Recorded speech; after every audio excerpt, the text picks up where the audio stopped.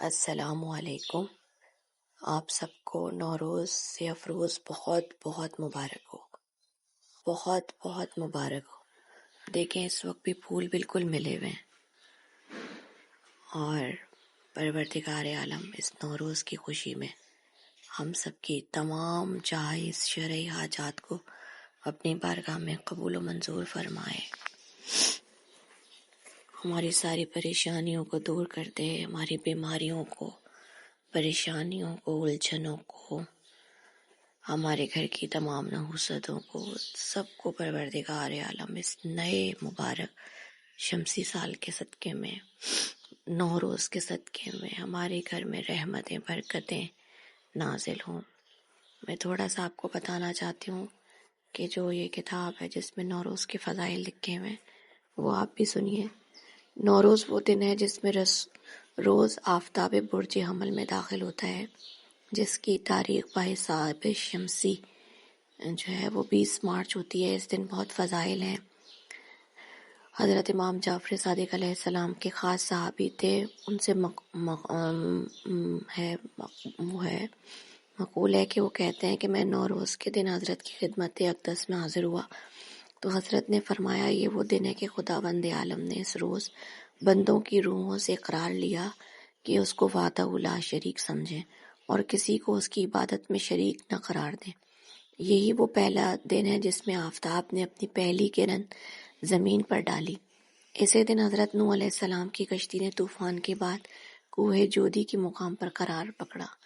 اس روز خداوند عالم نے ان چند ہزار آدمیوں کو زندہ فرمایا جو طاعون کے خوف سے بھاگے تھے، اور دفتن خدا نے ان سب کو موت دے دی تھی۔ ایک مدت کے بعد جب ان کی ہڈیاں رہ گئیں تو ایک پیغمبر کا وہاں سے گزر ہوا۔ انہوں نے خداوند عالم سے سوال کیا کہ پالنے والے مجھے دکھا دے کہ تو کس طرح بوسیدہ ہڈیوں کو زندہ کرتا ہے۔ تو خداوند عالم کی طرف سے وحی نازل ہوئی کہ تم ان ہڈیوں پر پانی چھڑکو۔ چنانچہ اس نبی نے اس پر پانی چھڑکا، وہ سب بقدرت خدا سے زندہ ہو گئے۔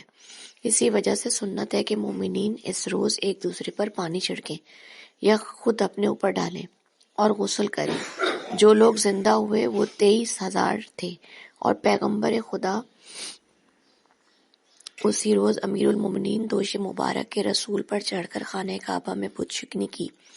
عید غدیر کا یہی روز تھا، اور اسی روز بعد قتل عثمان حضرت امیر المومنین کو خلافت ظاہری بھی حاصل ہوئی، اور اسی روز امیر المومنین نے خارجیوں سے جنگ نہروان میں فتح پائی، اور اسی روز حضرت صاحب العصر والزمان کا ظہور ہوگا، اور اسی روز باقی امام بھی دنیا میں رجت کریں گے۔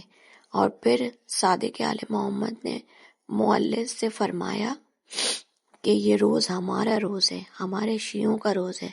اس روز غسل کرو، پاک و صاف کپڑے پہنو، خوشبو لگاؤ، روزہ رکھو، نماز ظہرین اور نوافل سے فارغ ہو کے 4 رکعت 2 کر کے اس طرح بجا لاؤ کہ پہلی رکعت میں الحمد کے بعد 10 دفعہ انا انزلنا، اور دوسری رکعت میں الحمد کے بعد 10 مرتبہ قل یا ایھا الکافرون، اور تیسری رکعت میں الحمد کے بعد 10 مرتبہ قل ھو اللہ احد، اور چوتھی رکعت میں الحمد کے بعد 10 مرتبہ قل اعوذ برب الفلق اور سورہ قل اعوذ برب الناس پڑھو، اور نماز کے بعد سجدہ شکر میں جا کر یہ دعا پڑھو: اللہم صلی علی محمد وآل محمد الاوصیاء المرضیین وجمیع الانبیاء رسولک بافضل صلواتک وبارک علیہم بافضل برکاتک وصلی علی ارواحہم واجسادہم اللہم بارک علی محمد وآل محمد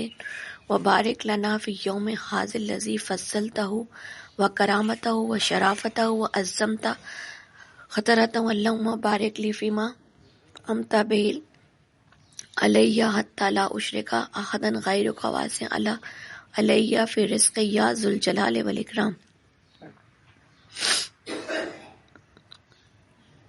حضرت فرماتے ہیں کہ جب تم ایسا کرو گے تو تمہارے 50 سال کے گناہ بخش دیے جائیں گے، اور یا ذوالجلال اکرام بہت کہتے رہو۔ اور بعض روایت میں ہے کہ تحویل کے وقت یہ دعا پڑھے، بلکہ لکھا ہے کہ 366 مرتبہ پڑھے۔